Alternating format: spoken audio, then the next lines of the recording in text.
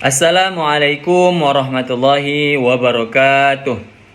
Saya Muhammad Ibni Sabil, NIM akhir 0290.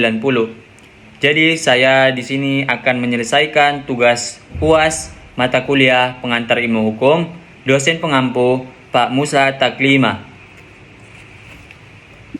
Oke, jadi di sini saya akan menyelesaikan tugas UAS yang pertama, yaitu menghafalkan 15 asas. Oke, yang pertama ada asas legalitas, yang kedua asas keadilan, yang ketiga asas kepastian hukum, yang keempat asas kemanusiaan, yang kelima asas bersamaan di mata hukum atau equality before the law, yang keenam asas profesionalitas, yang ketujuh asas proporsionalitas, yang kedelapan asas akuntabilitas, yang kesembilan asas praduga tak bersalah, yang ke-10 asas non-retroaktif, yang ke-11 asas objektivitas, yang ke-12 asas subsidiaritas, yang ke-13 asas efisiensi atau aktivitas, yang ke-14 asas transparansi, dan yang terakhir atau yang ke-15 adalah asas perlindungan hukum. Nah, selanjutnya yaitu melanjutkan tugas UAS yang kedua, yaitu menjelaskan 3 aliran hukum alam dan positivisme hukum. Nah, sebelum memasuki 3 aliran ini, kita harus memahami apa yang dimaksud dengan aliran hukum. Nah, aliran hukum itu adalah pendekatan atau pandangan filosofis yang digunakan untuk memahami, menjelaskan, dan menafsirkan suatu hukum. Nah, kemudian baru kita masuk yang pertama, yaitu hukum alam. Hukum alam itu apa sih? Nah, hukum alam itu hukum yang paling tertua. Nah, apa yang dimaksud dengan hukum alam? Hukum alam adalah hukum yang bersifat abadi, universal, dan tidak bergantung pada pengesahan manusia atau negara. Nah, hukum alam ini berasal dari moralitas, akal budi, atau kodrat manusia.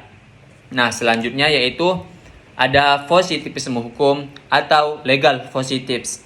Nah, apa sih yang dimaksud dengan hukum positif atau positivisme hukum? Nah, positivisme hukum adalah perintah manusia yang bersumber dari otoritas yang sah, misal dari negara. Nah, dan terpisah dari moralitas. Nah, terus hukum positivisme hukum ini dipandang sebagai norma atau aturan yang tertulis dan berlaku karena ditetapkan oleh lembaga yang berwenang. Dan yang terakhir atau yang ketiga ada asas hukum sosiologis. Nah, asas hukum sosiologis apa sih? Asas hukum sosiologis adalah hukum dipandang sebagai gejala sosial yang tidak bisa dilepaskan dari konteks sosial masyarakat. Nah, hukum sosiologis ini bukan hanya sekedar aturan tertulis, tetapi juga harus dilihat dari dampaknya terhadap masyarakat dan nilai-nilai sosial yang hidup di saat ini atau yang di zaman yang lalu. Baik, selanjutnya yaitu untuk tugas yang terakhir atau yang ketiga tentang kaidah sosial, hukum, susila, dan kesopanan. Nah, sebelum masuk pengertian yang ketiga ini, kita harus mengetahui apa sih yang dimaksud dengan kaidah sosial. Nah, kaidah sosial atau juga disebut dengan norma sosial. Nah, norma sosial itu adalah aturan atau pedoman hidup yang berlaku dalam masyarakat untuk mengatur perilaku anggota-anggotanya.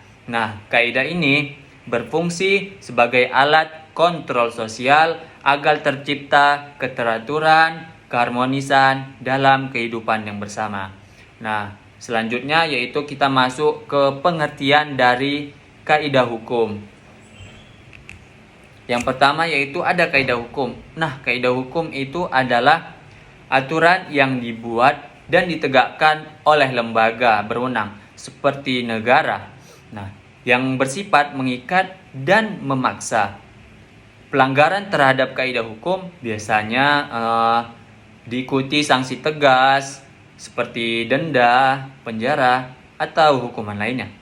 Nah, fungsi dari kaidah hukum itu apa sih? Nah, fungsinya yaitu tentu untuk menjaga dan keadilan dalam masyarakat serta memberikan kepastian hukum. Nah, jadi masyarakat itu diberikan kepastian hukum. Yang kedua yaitu kaidah kesusilaan. Kaidah kesusilaan apa sih? Atau kaidah susila?